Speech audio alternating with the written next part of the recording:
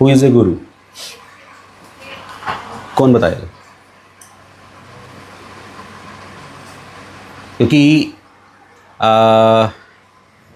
हमारा जो धर्म है, जिसको सनातन धर्म के नाम से जाना जाता है, यहाँ पहले आप लोगों को पता होगा कि पेरेंट्स अपने बच्चों को गुरुकुल में भेजते थे, वहाँ जाकर पढ़ते थे। पर वो गुरुकुल आज स्कूल्स बन चुके हैं। गुरुकुल मतलब जहाँ पर गुरु का निवास होता था। तो गुरु कौन है वो हमें पता होना चाहिए, क्योंकि अगर हमें ये नहीं पता कि गुरु कौन है तो फिर हम अपने बच्चे को एक अच्छी क्वालिफिकेशन नहीं दे सकते। और गुरु की ना बहुत बड़ी वैल्यू है। ये श्लोक है, जैसे हिंदी में मुहावरे होते हैं, संस्कृत में सुभाषितानी कहा जाता है इन चीज़ों को।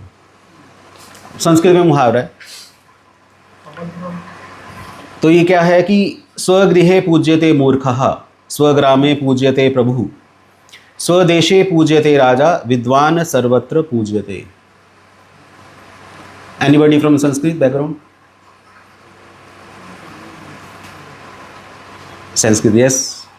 क्या लिखा है यहाँ पर, बता सकते हैं? प्लीज बैठे रहिए, प्लीज बैठे रहिए। जो मूर्ख है अपने घर में ही पूजे जाते हैं जी। और जो प्रभु है वो सभी जगह पूजे जाते हैं। और राजा अपने देश में पूजा जाता है और जो विद्वान है वो सभी जगह पूजे जाते हैं। Yes, exactly. स्वगृहे पूज्यते मूर्खः, जो मूर्ख है ना वो अपने घर में ही उसकी पूजा होती है। क्योंकि बाहर जाएगा लोग उसको क्या बोलेंगे कि मूर्ख है, कोई इसको रिकमेंड नहीं करेगा, कोई अप्रिशिएट नहीं करेगा। पर घर पे मूर्ख को सब लोग ये नहीं बोलेंगे तुम मूर्ख हो, उसको छुपा के रखा जाएगा, सब उसका वेलकम करेंगे, उसका अपना घर है। स्वग्रामे पूज्यते प्रभु, प्रभु मतलब स्वामी। तो जो स्वामी की पूजा कहाँ पर होती है? अपने गांव में, स्वग्राम में, उसका अपना जो अपना गांव है। जैसे कि गांव के पंचायत में जो पंच मेंबर्स हैं, या जो क्या बोलते हैं उसको, सरपंच। Yes, exactly. तो सरपंच गांव में पूजनीय है। स्वदेशे पूज्यते राजा, तो देश में राजा की पूजा की जाती है, अपने देश में राजा पूजनीय है। पर विद्वान सर्वत्र पूज्यते, विद्वान की कोई बाउंड्री नहीं है, विद्वान की कोई लिमिटेशन नहीं है। विद्वान जहाँ भी जाएगा उसकी पूजा होगी, उसकी रिस्पेक्ट होगी। क्योंकि विद्वान के पास एक ऐसा आर्ट है, एक ऐसी कला है जिससे वो पूरी सोसाइटी को चेंज कर सकता है।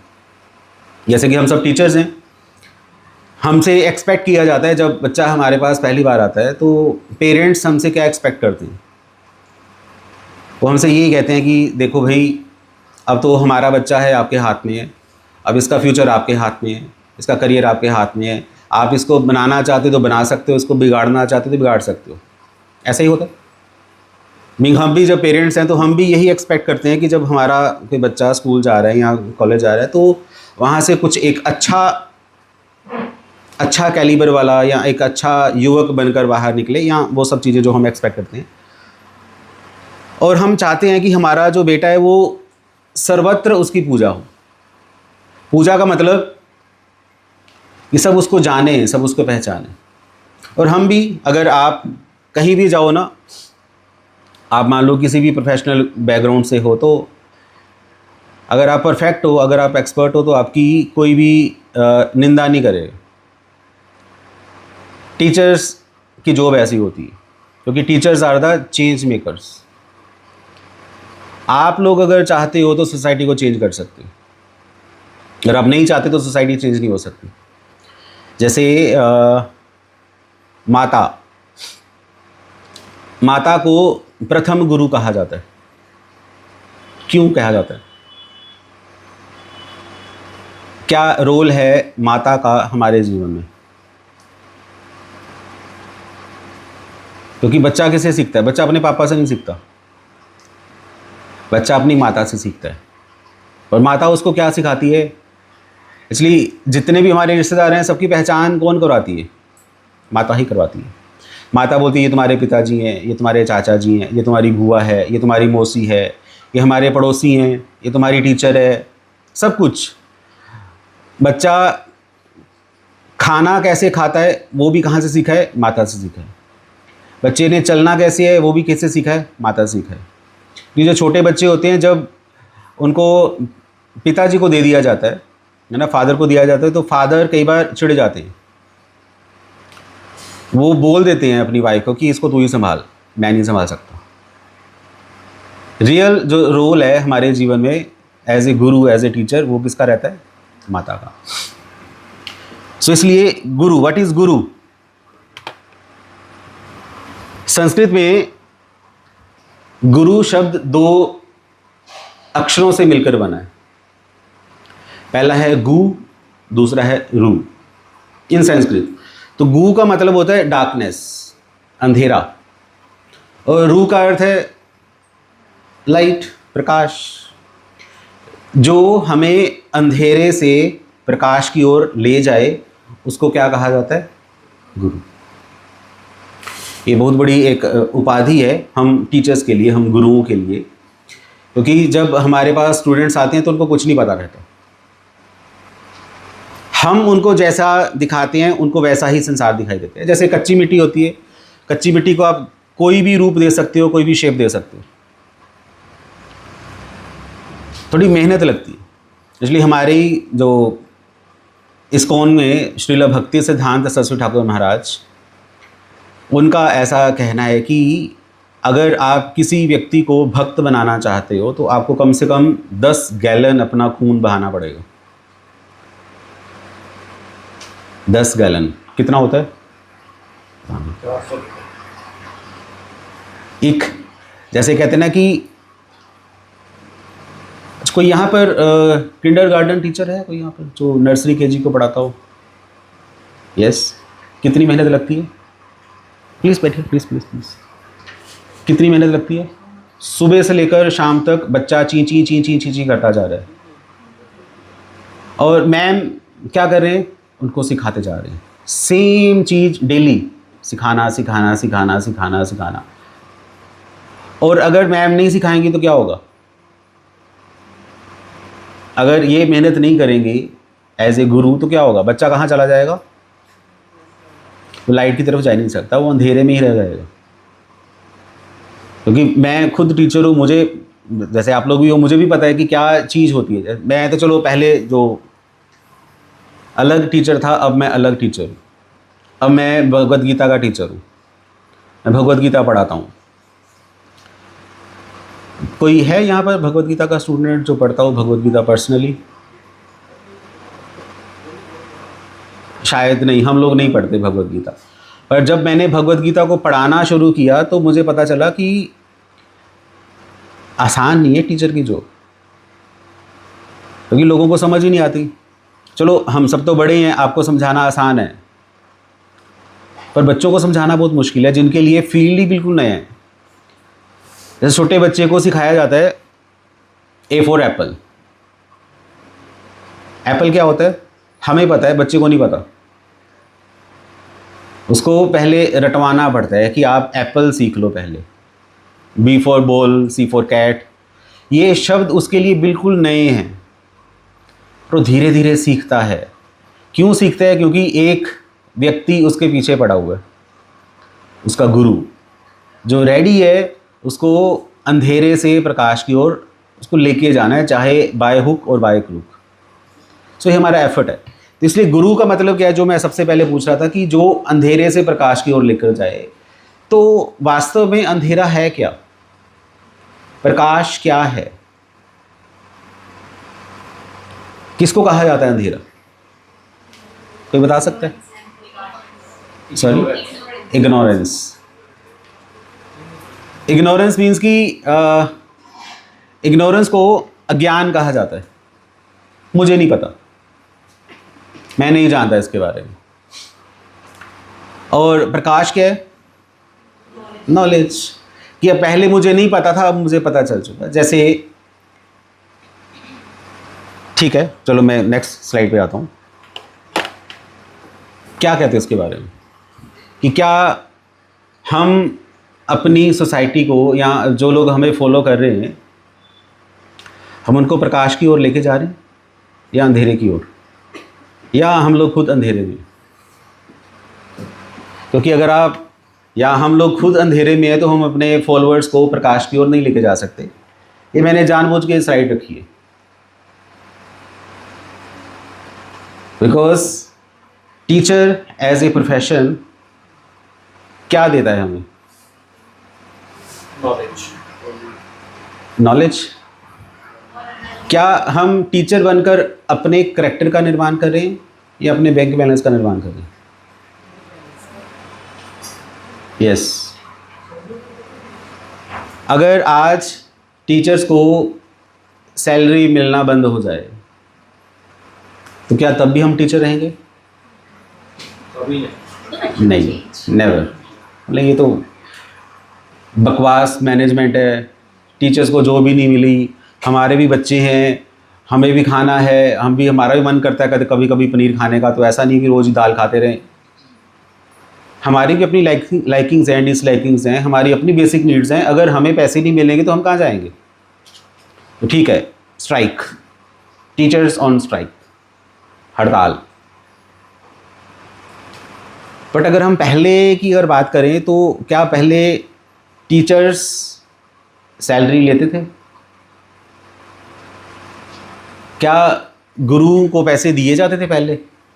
पहले गुरुकुल की बात करें, नहीं। तब एक कंसेप्ट होता था दक्षिणा का। दक्षिणा कोई ये फिक्स नहीं होती थी, फिक्स अमाउंट नहीं है दक्षिणा, ये ठीक है 500 या 1000। मुझे याद है जब मैं +1 या +2 में था तो मैथमेटिक्स के जो टीचर्स थे हमारे, वो 500 पर आवर चार्ज करते थे फिज़िक्स या मैथमेटिक्स का। आज कितना रेट है? हाँ, 1000 प्लस मे बी 1 आवर। तब पहले के जो टीचर्स नहीं चार्ज करते थे हमें, तब दक्षिणा होती थी। दक्षिणा का अर्थ क्या है? दक्षिणा क्या होता था कि जो मेरी कैपेबिलिटी है उसके हिसाब से मैं जो देना चाहता हूँ मैं दे दूँगा, बस वो दक्षिणा होती थी। और पहले के जो टीचर्स थे, विद्वान थे या ब्राह्मण्स होते थे, वो ऐसे बुखड़ भी नहीं होते थे, मुंह फट के बोल नहीं देते कि ठीक है मुझे इतना चाहिए, ये चाहिए, वो चाहिए, नहीं। उनका काम था करैक्टर बिल्ड करना, चरित्र निर्माण करना, जो कि आज की डेट में टीचर से एक्सपेक्टेड तो है कि हमारे बेटे का चरित्र का निर्माण होगा, पर नहीं, क्योंकि कंपटीशन का ज़माना है। आजकल के टीचर्स मैसेज क्या देते हैं? मैसेज ही देते हैं कि कंपटीशन में आगे निकलना है, बाय हुक और बाय क्रुक। हमारी एजुकेशन सिस्टम में या हमारे स्कूल कॉलेजेस में हमें ये नहीं सिखाया जाता है कि बच्चे को इंसान कैसे बनाना है। सिखाते हो आप लोग? सिखाते हो? बहुत कम लोग होंगे। हम एक बच्चे को एक अच्छा कॉम्पिटिटर बना सकते हैं, मर्यादा नहीं सिखाते हम लोग बच्चों को, इतना टाइम ही नहीं है, कौन सिखाएगा मर्यादा? हमारे स्कूल या कॉलेज में पढ़ने वाले बच्चे एक अच्छे बच्चे इन द सेंस कि अच्छा उसके पास सर्टिफिकेट है, अच्छे मार्क्स हैं, बस यही है और कुछ भी नहीं है। क्योंकि हम लोग इसके पीछे हैं। ये क्या चीज़ है? इसको बता सकते हो क्या ये? पैसे के पीछे। ये क्या चीज़ है? रोकड़ा। It's money. अगर ये जो चीज़ है ये हमारी लाइफ से अगर निकल जाए तो हमारी लाइफ खराब हो जाएगी, रूइंड हो जाएगी। पर टीचर्स पैसे के पीछे नहीं होते। टीचर्स किसके पीछे हैं? सॉरी, टीचर्स के पीछे हैं ये जो इंसान है ना, ये क्या है? टीचर। यस। और ये पीछे, इसके पीछे इसलिए नहीं चल रहा कि मुझे पैसे मिलेंगे। टीचर्स का पढ़ाया हुआ नॉलेज है। मुझे याद है एक पिक्चर आई थी, क्या नाम था उसका? Chalk and duster. देखी है? किस किस ने देखी हुई? आई थिंक सबने देखी होगी मे बी। उसमें टीचर्स बताए गए। टीचर्स क्या होते हैं? ऑफ कोर्स मैनेजमेंट इश्यूज थे, सारा कुछ जो कि आजकल चलता है। स्कूल स्लॉटर हाउसेस बन चुके हैं, जबकि है, सभी नहीं है पर हैं। फीस, पैसे, functions, uniforms, books, each and everything, पूरा बजट है। आज एक पेरेंट्स को स्कूल डालने से पहले सोचना पड़ता है कि कहीं मेरी जेब तो नहीं हिल जाएगी, कहीं मेरी जो एफडी हैं वो टूट तो नहीं जाएंगी। है, ऐसा है, हाईली बजट है स्कूल्स का। ठीक है, पैसे ज़रूरी भी हैं, आजकल की नीड्स है, बट चरित्र कहाँ है बच्चों का, वो मिसिंग है। तभी आज की सोसाइटी में, अच्छा आपके स्टूडेंट्स जब घर जाते हैं तो क्या खेलते हैं? रील्स देखते हैं। हाँ, रील्स देखते हैं, फ्री फायर खेलते हैं बच्चे, गेम्स खेलते हैं, और जो गेम्स खेल रहे हैं उनमें बच्चे क्या सीखते हैं? वायोलेंस, मारना कैसे। आजकल के बच्चे टीचर्स की वैल्यू करते हैं? नहीं करते, ज़ीरो वैल्यू। कि आजकल के टीचर्स डरे हुए हैं, अगर कंप्लेंट कर दी इसने मैनेजमेंट को तो मेरी तो नौकरी गई। बड़ी अजीब सी बात है, हम टीचर्स हैं क्या हैं? वैल्यू ही नहीं है। पहले जब आप लोग स्कूल जाते थे, जैसे मालूम सर अगर मैं पूछूं कि जब आप लोग स्कूल जाते थे तो हमारे टाइम पे टीचर्स कैसे होते थे? अच्छे थे। स्टूडेंट्स की लाइफ में बच्चों की से पूछा जाए ना तुम्हारा टीचर कैसा है, तो एक शब्द बोलते थे, जल्लाद। कि मारना पीटना डंडों से। हम लोगों की पिटाई ऐसे हुई है तभी यहाँ पर हैं।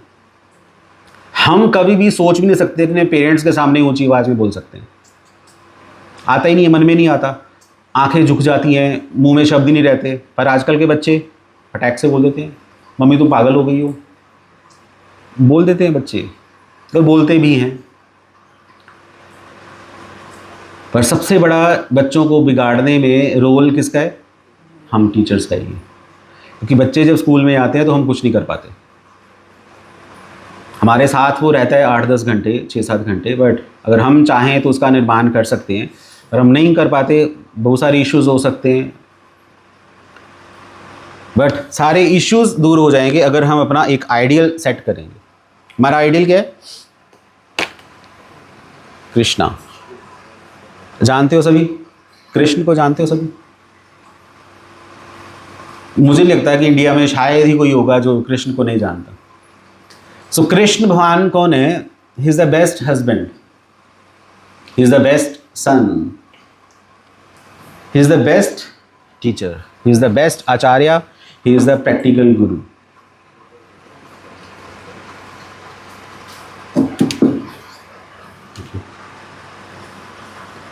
हरे कृष्ण। सो श्री कृष्ण भगवान एज ए प्रैक्टिकल गुरु, भगवान श्री कृष्ण हमारी सोसाइटी में, ऑफ कोर्स श्रीमद् भागवतम में तो उन्होंने बहुत सारी लीलाएं की हैं, उनको लीला पुरुषोत्तम कहा जाता है। बचपन में उन्होंने माखन चुराया, गोपियों के वस्त्र चुराए, गोवर्धन पर्वत को उठाया, रासलीला की, कई असुरों का वध किया। इनका जो मामा था कंस बहुत अत्याचारी था, दुष्ट था, तो कृष्ण भगवान ने एक मुक्के से उसको मार दिया। जरासंध, इतने बड़े बड़े खतरनाक राक्षस असुर डीमंस आए, उन सबको मारा। ये भगवान कृष्ण के रास्ते में जो कोई भी आया, भगवान कृष्ण उसको ख़त्म कर दिया अपनी पावर से। और श्री कृष्ण अपनी नॉलेज से भी फेमस हैं। श्री कृष्ण ने जो ज्ञान दिया, आज उस ज्ञान को भगवद गीता कहा जाता है। तो अर्जुन जो कि महाभारत का एक करैक्टर है, जब कंफ्यूज हो गया था इस चीज़ को लेकर कि मैं युद्ध करूं या ना करूं, कुरुक्षेत्र आगे युद्ध में, तब भगवान श्री कृष्ण ने अर्जुन को कुछ नॉलेज दी, कुछ ज्ञान दिया, जो कि हमारे पास भगवद गीता में रिकॉर्डेड है। तो अगर आप भगवद गीता पढ़ोगे, हम लाएं अपने साथ भगवद गीता, तो भगवद गीता हम लाए हैं, तो मैं आपको ये सजेस्ट करूँगा कि भगवद गीता जाने से पहले ज़रूर लेके जाइएगा। अब रियली में एक टीचर बनना चाहते हो, श्री कृष्ण की टीचिंग्स हैं हम लोगों के लिए, बहुत मेन टीचिंग्स हैं। सो भगवद गीता में फिजिक्स है, गीता है हमारे पास, ठीक है छोड़ दीजिए, नो प्रॉब्लम। सो ये भगवद गीता 2.17 अध्याय 2 श्लोक संख्या 17, अविनाशी तु तद विधीयेन सर्वम इदम ततम विनाशम अव्यवसन कश्चिन कर्तुम अर्हति। फिजिक्स क्या है? अगर कोई फिजिक्स का टीचर है, उसे पूछो कि क्या फिजिक्स क्या करती है, फिजिक्स के स्टूडेंट्स क्या कर रहे हैं? फिजिक्स रियलिटी को ढूंढने की कोशिश करती है। What is reality?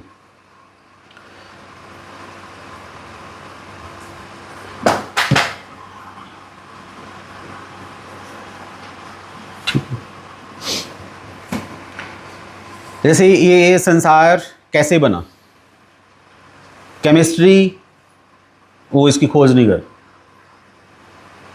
बायोलॉजी इसकी खोज नहीं कर, फिजिक्स जब फिजिसिस्ट हैं वो इसकी खोज करते हैं, रियलिटी को देखते हैं संसार बना कैसे है।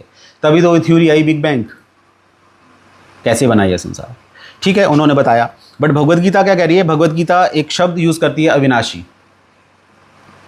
अविनाशी को सत्य भी कहा जाता है वेदों की भाषा में। सत्य, आप लोगों ने सत चिद आनंद सुने? सत, सत मीन्स इटर्निटी, जो हमेशा से रहता है। तो ऐसी क्या चीज है जो इस संसार में हमेशा रहती है?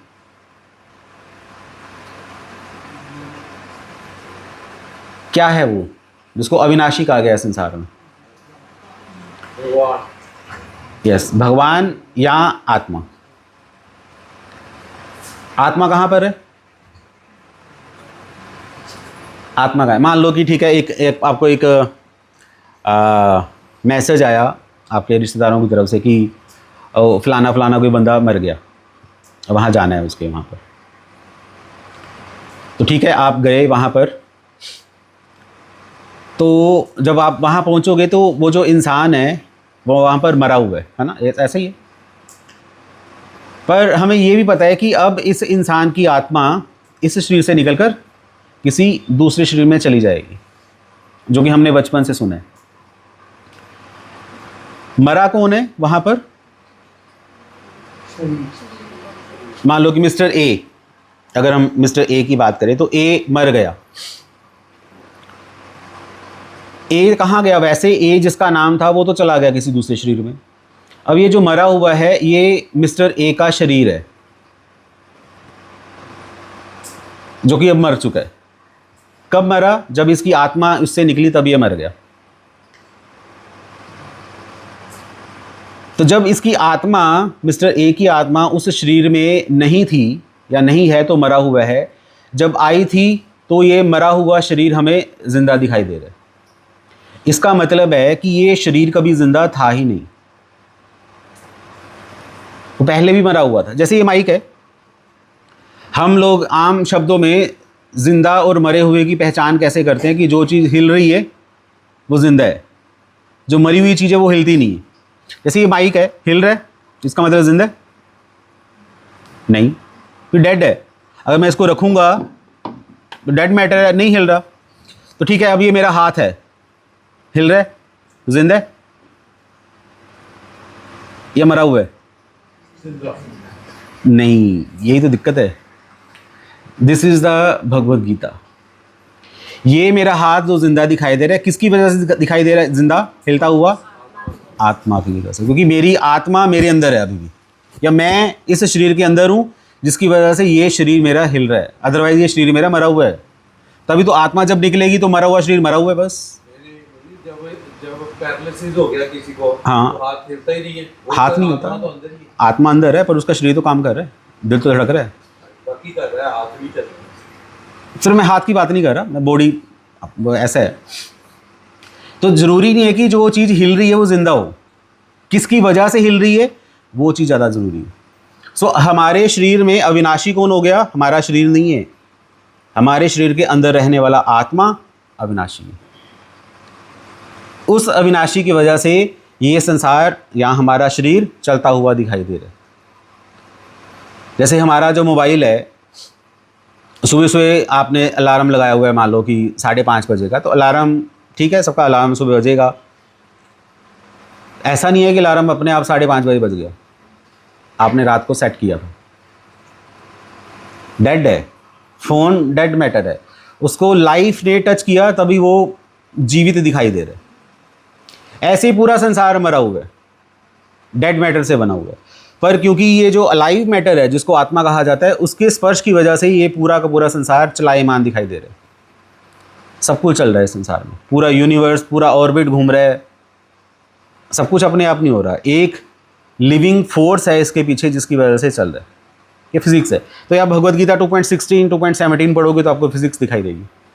मैथमेटिक्स, भगवद गीता 5000 साल पुरानी है कम से कम, और भगवद गीता अगर पढ़ोगे तो श्री कृष्ण कह रहे हैं कि ये ज्ञान मैंने सबसे पहले सूर्यदेव विवस्वान को दिया था।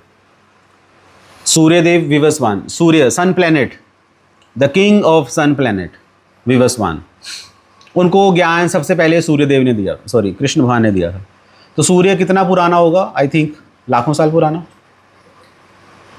तो श्री कृष्ण का जन्म तो 5000 साल पहले हुआ, तो लाखों साल पहले भगवान ने, कृष्ण भगवान ने ज्ञान सूर्यदेव को दिया। How it is possible? ऐसा कैसे हो सकता है? हो भी सकता है, कोई बड़ी बात नहीं है, क्योंकि ऐसी इस संसार में ऐसी बहुत सारी चीज़ें हैं जो हमें नहीं पता।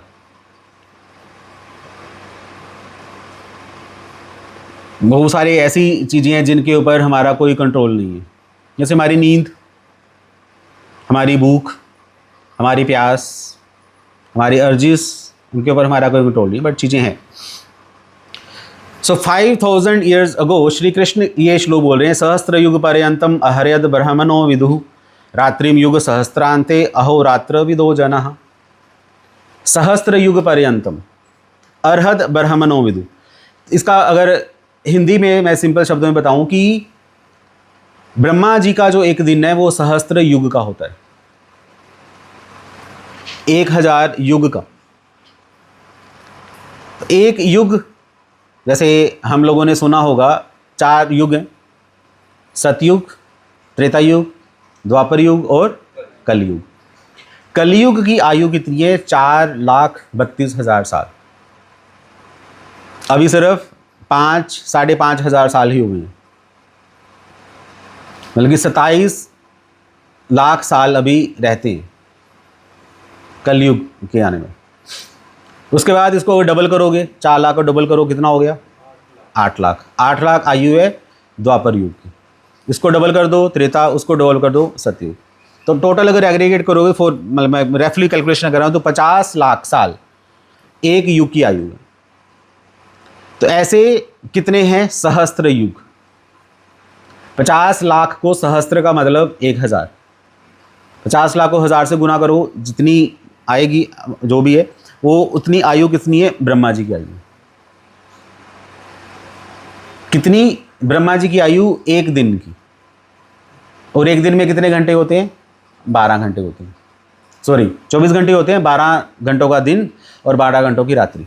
और इतनी ही रात्रि युग सहस्त्रांते अहोरात्र विदो जन। अहो मीन्स दिन, रात्रो मतलब रात्रि। तो दिन रात की कैलकुलेशन अगर करो तो ये ब्रह्मा जी की एज है, इतनी एज है ब्रह्मा जी की। अब इसको समझने के लिए ना मैं एक मच्छर की एग्जांपल लेता हूँ। मच्छर की कितनी एज होती है? 24 घंटे। एक दिन, 2 दिन भी हो सकती है मे बी। 2 दिन मच्छर की आयु मतलब कि 48 घंटे। तो एक हफ्ते में, हमारे जीवन के एक हफ्ते में मच्छर ने कितनी बार जन्म लिया? 2-3 बार जन्म ले लिया। एक महीने में, हालांकि मैं ये पूछना चाहता हूँ आप लोगों से, अगर मान लो कि किसी की आयु 50 साल की है, तो 50 हमारी 50 साल की आयु में मच्छर कितनी बार जन्म ले लेता है? तो मच्छर के समाज में मच्छरों के लिए हम लोग कौन है? अमर। मतलब कि अगर किसी मच्छर ने हमारी फ़ोटो खींच के अपने घर पे लगा ली तो 10 पीढ़ियों के बाद भी हमारी फ़ोटो उसके घर पे लगी रहेगी। अब बच्चों को सिखाया जाएगा मच्छरों के समाज में कि ये देखो, ये जो अंकल है ना, इसके पास मत जाना, इसने तुम्हारे दादा को मारा, तुम्हारे परदादा को मारा, तर तर तर तर तर सबको मारता जा रहा है, ही इज़ ए डीमन। मच्छरों के समाज में ऐसा बोला जाएगा, क्योंकि मच्छरों के लिए हम लोग अमर हैं, पर हमारी लिमिटेशन है। हमारी आयु मैक्सिमम शास्त्र कहते हैं 100 साल की है, पर 100 साल आजकल कोई जीता नहीं है। 60-70 के बाद ही लोग गायब हो जाते हैं। पर अगर हम अपना कंपैरिजन ब्रह्मा जी से करें तो ब्रह्मा जी हमारे लिए अमर हैं, बट ब्रह्मा जी की भी अपनी आयु है, उसकी कैलकुलेशन दी गई है हमारे शास्त्रों में, भगवद गीता में। सो भगवद गीता ऐसा नहीं है कि कोई आदि मानवों ने लिखी है या पता नहीं किसने लिख दी, पूरी कैलकुलेशंस है, मैथमेटिक्स है। 5000 ईयर्स बैक भी मैथमेटिक्स थी, उससे पहले भी थी, और काफ़ी एडवांस थी, काफ़ी रिच थी। देन इकोनॉमिक्स, हमारी अर्थव्यवस्था, हमारे देश की अर्थव्यवस्था अगर आप सेट करना चाहते हो तो इस श्लोक से आप अपनी अर्थव्यवस्था को सेट कर सकते हो। वो फेमस श्लोक है भगवद गीता, कर्मण्येवाधिकारस्ते मा फलेषु कदाचन मा कर्म फल हर्तु भूमा ते संगो असत्व कर्मणि। कर्मणि एव अधिकार अस्ति, तुम्हारा कर्म करने पर अधिकार है, फल पर अधिकार नहीं है। जिसको लोग आज की डेट में ये बोलते हैं कर्म करो फल की चिंता ना करो, बिल्कुल ही रॉन्ग इंटरप्रिटेशन है। ये शब्द नहीं आ रहा, चिंता का शब्द नहीं आ रहा यहाँ, क्योंकि अगर आप बिना चिंता किए कर्म करोगे तो मरोगे। आप जॉब लेने गए, प्रिंसिपल मैम ने बोला या टीचर ने बोला कि ठीक है आप लोग आ गए हो, काम करते रहो, सैलरी की चिंता मत करना। कौन करेगा काम? कोई भी नहीं, कोई बेवकूफ़ी होगा, हो जाएगा। चिंता तो करनी पड़ती है। अगर स्टूडेंट बिना चिंता किए पढ़ता रहेगा तो पढ़ सकता है? नहीं, पॉसिबल ही नहीं। तो श्री कृष्ण इतनी इम्पॉसिबल, इतनी इम्प्रैक्टिकल बात कभी नहीं बोलेंगे। अधिकार की बात हो रही है, कर्म पर करने पर हमारा अधिकार है, फल पर अधिकार नहीं है। जैसा कर्म करोगे वैसा आपको फल मिलेगा, चिंता ज़रूर करना। सो इस श्लोक के ऊपर हमारी पूरी इकोनॉमी कैसे बेस्ड है, कैसे कह सकते हो? क्योंकि अगर ये इस श्लोक को भगवद गीता में निष्काम कर्म योग श्लोक कहा गया कि हमें अपनी ड्यूटी पूरी करनी चाहिए, जस्ट, और कुछ नहीं। जैसे हम टीचर्स हैं, हमारी ड्यूटी क्या है? गाइडेंस, उनका जो चरित्र है उसका निर्माण करना, है ना। उनको ग्रोथ कैसे करेगा छोटा बच्चा, है ना, हमारी फुली सपोर्ट चाहिए। तो ये हमारा कर्म है, हमें नॉलेज देना है उनको, और सही नॉलेज देना है। एक गंदी नॉलेज हमें नहीं देनी चाहिए, अच्छी नॉलेज देनी चाहिए, जो प्रैक्टिकल है वही नॉलेज देनी चाहिए। सो देन आयुर्वेदा, भगवद गीता में आयुर्वेद है, बिल्कुल प्रैक्टिकल। युक्त आहार विहारस्य युक्त चेष्टसु कर्मसु युक्ता स्वप्न बोधस्य योगा भवति दुःखः। कि अगर आप अपना जो आहार और विहार है उसको युक्त कर लोगे, बैलेंस्ड।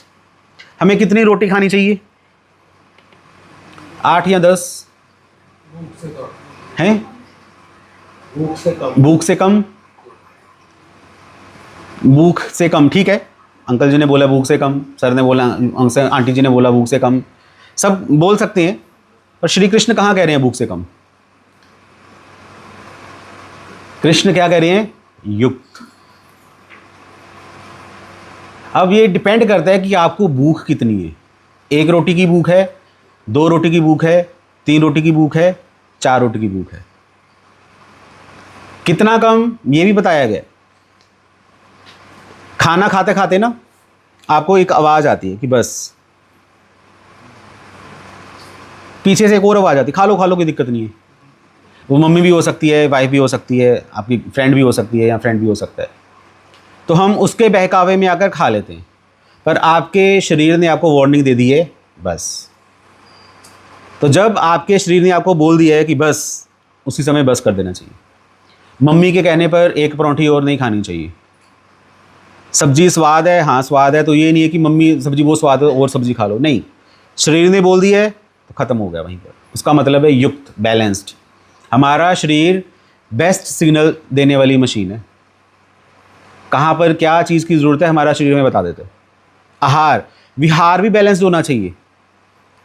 ऋतुचर्या, हमारे आयुर्वेद में कंसेप्ट है ऋतुचर्या का। गर्मियों में हमारी अलग डाइट होती है, बारिश में अलग डाइट होती है, सर्दियों में अलग डाइट होती है। पर हमारे पंजाब में ना सारों साल में 365 दिन होते हैं। सुबह सुबह सबके घरों में क्या बनती है? परांठी। कभी आलू, कभी गोभी, कभी मूली, कभी बेसन। अगर कुछ नहीं मिला तो नमक अजवाइन डाल दो, परांठी तो बनेगी ही बनेगी। और अगर परांठी के साथ अचार मिल जाए, वाह, और 1 कप चाय, तो मज़ा ही आ जाए। ये हमारा रोज़ का नाश्ता है। बट आयुर्वेद ऐसे नहीं चलता।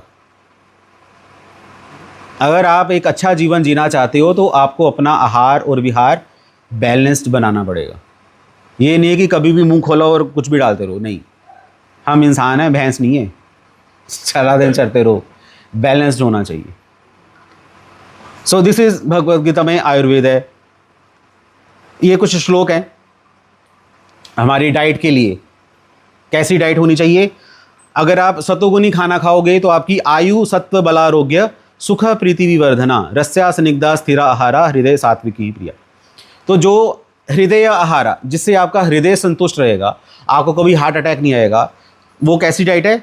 सात्विक डाइट होनी चाहिए, जो आपकी आयु और सत्व को बल दे, आपको आरोग्य जीवन दे। उसकी क्या लक्षण है? रस्या, उसमें रस होना चाहिए, जैसे रस वाली सब्जी होनी चाहिए, सूखी नहीं होनी चाहिए। स्निग्धा, ऑयली होनी चाहिए, जैसे आजकल चल रहा है ना कि ज़ीरो ऑयल कुकिंग।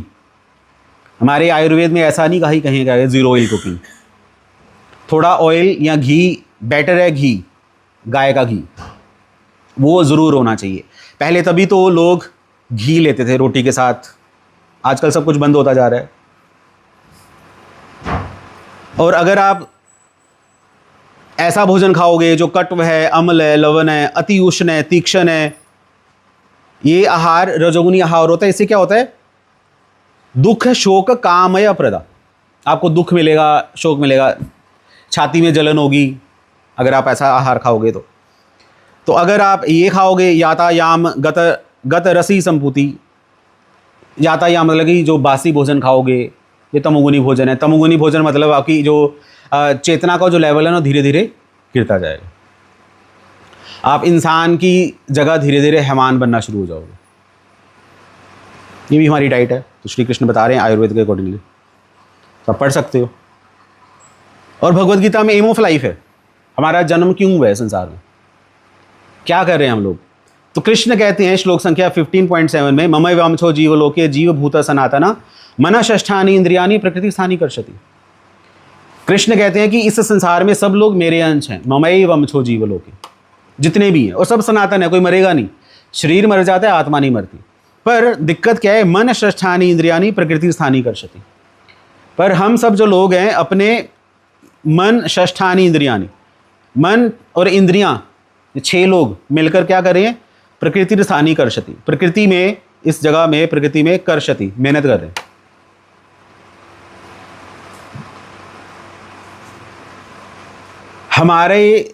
हम जिसके अंश हैं उनका नाम है श्री कृष्ण। श्री कृष्ण कौन है? जिन्होंने पूरा संसार बनाया।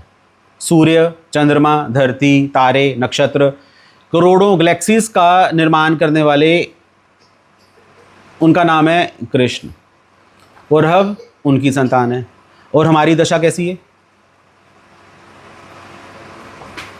गुरबानी में गुरु नानक देव जी कहते हैं, नानक दुखिया सब संसार, सब दुखी हैं।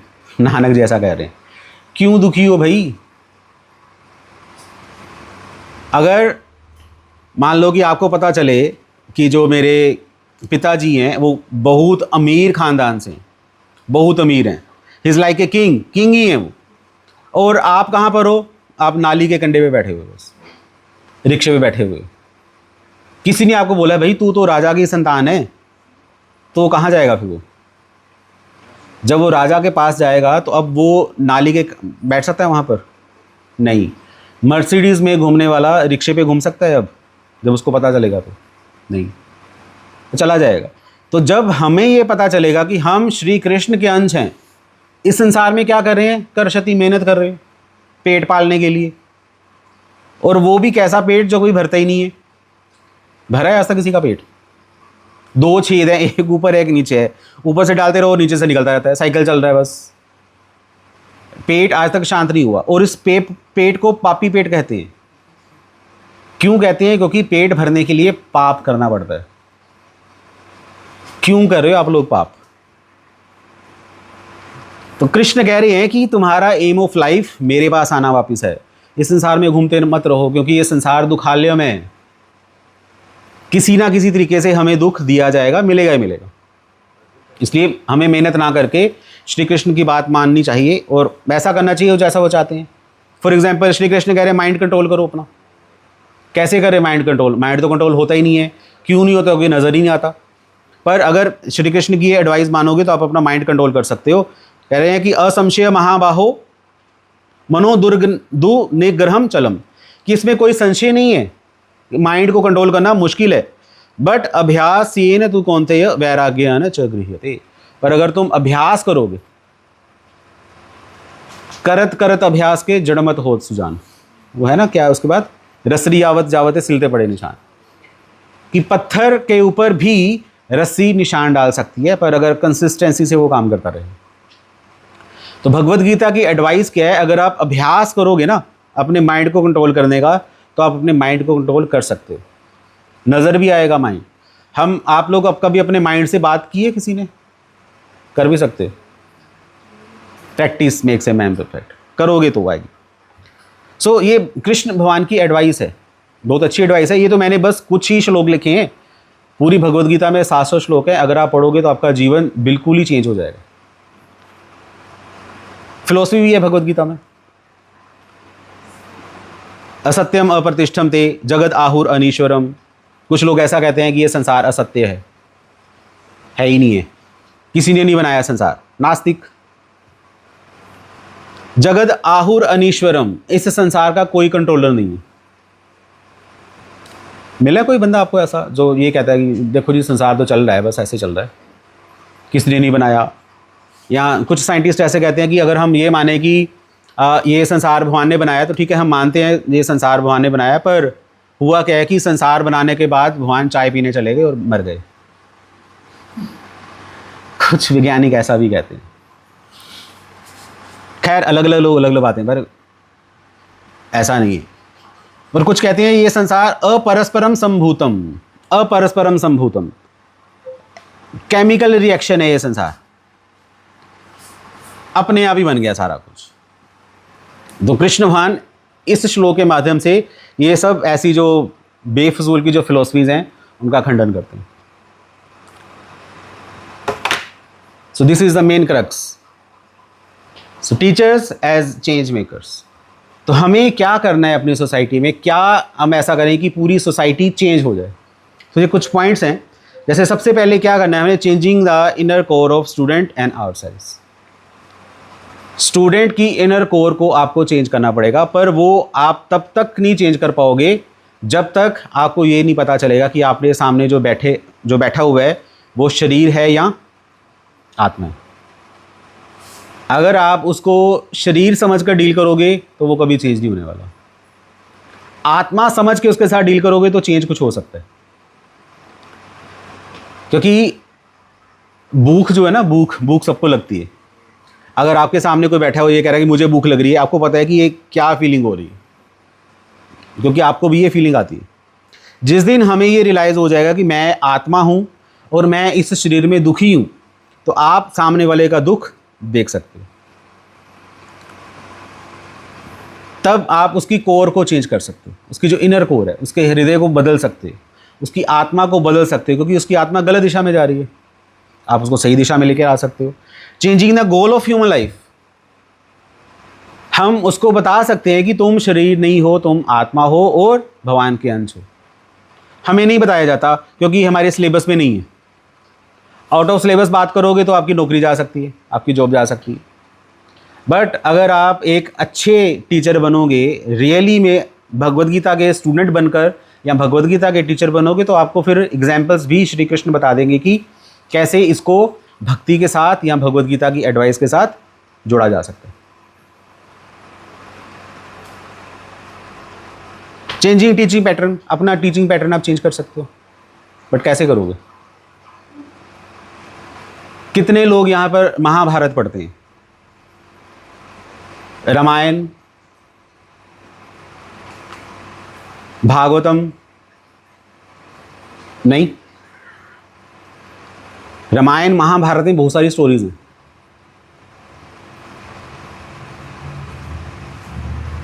एक वो है, क्या है, पंचतंत्र की कहानियां, वो भी मोरल हैं। हितोपदेश पढ़ सकते हो, चाणक्य नीति पढ़ सकते हो, इतनी सारी बुक्स हैं। ये सब क्यों बुक्स हैं हमारी सोसाइटी में? ये सिखाने के लिए कि कैसे सामने वाले के साथ डील किया जाए। साम दाम दंड भेद सुने। अगर आप अपने स्टूडेंट्स को एक अच्छा स्टूडेंट बनाना चाहते हो, एक जेम बनाना चाहते हो, तो आपको ये साम दाम दंड भेद पता होना चाहिए। और साम दाम दंड भेद की प्रैक्टिकल इवेंट्स या प्रैक्टिकल एग्जाम्पल्स महाभारत या रामायण में मिलती है। पुराण पढ़ लीजिए अगर आप पढ़ना चाहते हो, तो आपको पता चलेगा ऐसे चीज अपना टीचिंग पैटर्न्स आप चेंज कर सकते हो। देन चेंजिंग द पर्सपेक्टिव, अपना पर्सपेक्टिव चेंज करो, भगवद गीता आपको सिखा सकती है। तो लास्ट में थिंक लोकली एक्ट ग्लोबली। और आप यहाँ बैठकर सोचोगे ना कि कैसे करना है अपने स्कूल में या अपने घर पे, या आपके पास अगर आप ट्यूशन टीचर हो तो आपके पास जो कुछ बच्चे आ रहे हैं पढ़ने के लिए, उनके ऊपर आप इस चीज़ को अप्लाई कर सकते हो। तो पहले आपको अपने ऊपर अप्लाई करना पड़ेगा, तभी आप एक्ट ग्लोबली कर सकते हो। अगर इस पे काम करोगे तो आप एक कैसे टीचर बन जाओगे जो रियली में अपनी सोसाइटी को चेंज कर सकते हैं। नहीं तो वो चलता जाएगा, स्कूल जाओ, वहाँ जो रटाया सिलेबस है उनको करा के वापस आ जाओ बस। तो अपनी लाइफ को इसको चेंज करना चाहते हो तो आप भगवद गीता पढ़कर अपना पर्सपेक्टिव चेंज कर सकते हो और सामने वाले का भी पर्सपेक्टिव चेंज कर सकते हो। हरे कृष्णा।